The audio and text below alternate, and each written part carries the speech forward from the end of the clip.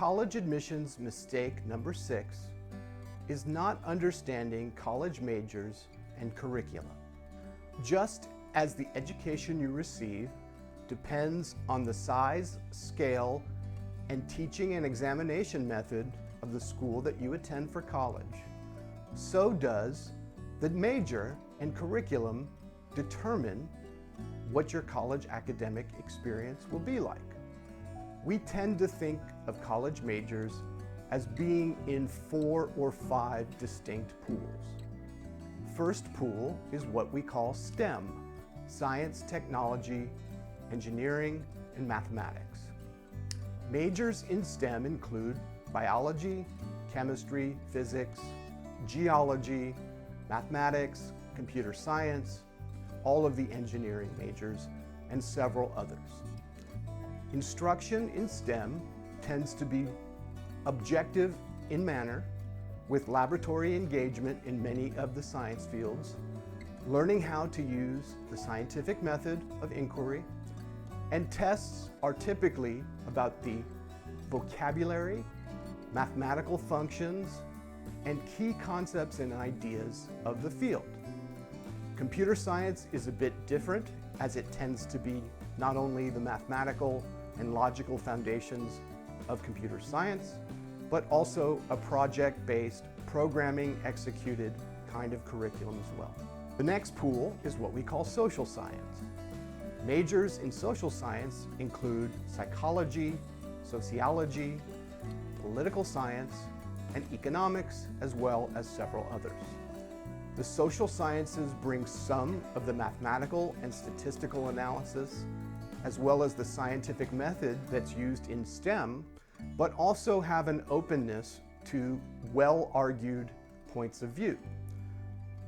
Because we're studying human beings, psychology is the study of human behavior, economics is the study of human behavior in markets, political science is the study of groups and public policies. We have the openness to think about human behavior and argue for the rationale as to why something is true. So social science is a little more open, tends to be not only the vocabulary, the scientific method, and the mathematical reasoning, but also argumentation, reading and writing quite a bit.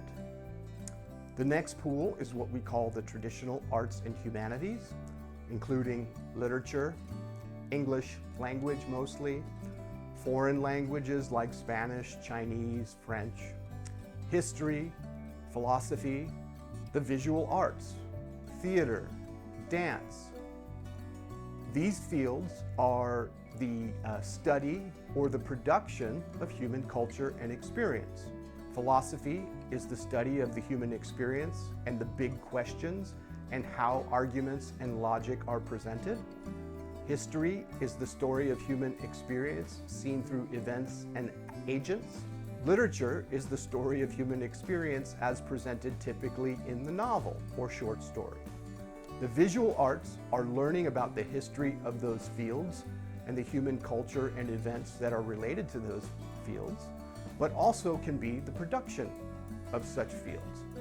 Painting, drawing, music are taught not only with the history and culture of the field in mind, but also that the student will learn to produce culture in that form. Musicians play guitar or horn or piano or violin, painters paint, drawers sketch, and photographers take pictures. The final pool is what I call the pre-professional areas of the curriculum. Majors here include broadcast journalism, graphic design, and business and nursing. These fields are intended to train the student with the specific skills one needs to open a career in that field. In order to be a nurse, I need a specific set of knowledge. If I'm going to major in architecture, I have to know the tools and ways of thinking that architects use in their professional lives. If I'm majoring in business with a concentration in finance, I'm going to learn the methods and the ways of interpretation and analysis that financial professionals use in their day-to-day workings. Besides these 4 major pools, there are several assorted other majors that don't fit in well, but knowing each pool and how my interests and my talents might fit in them is very important. Having a sense of a potential major is nice to have before I enroll. However, I should probably know which pool is most likely before I even start thinking about which school I'm going to attend. The second piece with college curriculum is not major, but core curriculum. Besides my major, I will spend most time taking core curricular courses across the curriculum.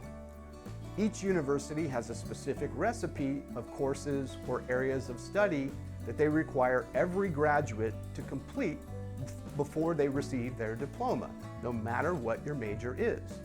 At some schools, typically public research universities, this formula is quite specific, quite rigid, and takes up as much as 40 or 50% of the total number of courses I will take in my 4 or 5 or 6 years on campus.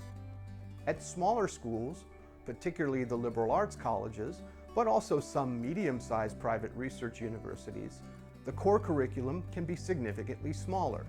I have to take 2 courses in science or mathematics, 2 courses in social science, 2 in the arts and humanities, 2 in foreign culture in order to graduate.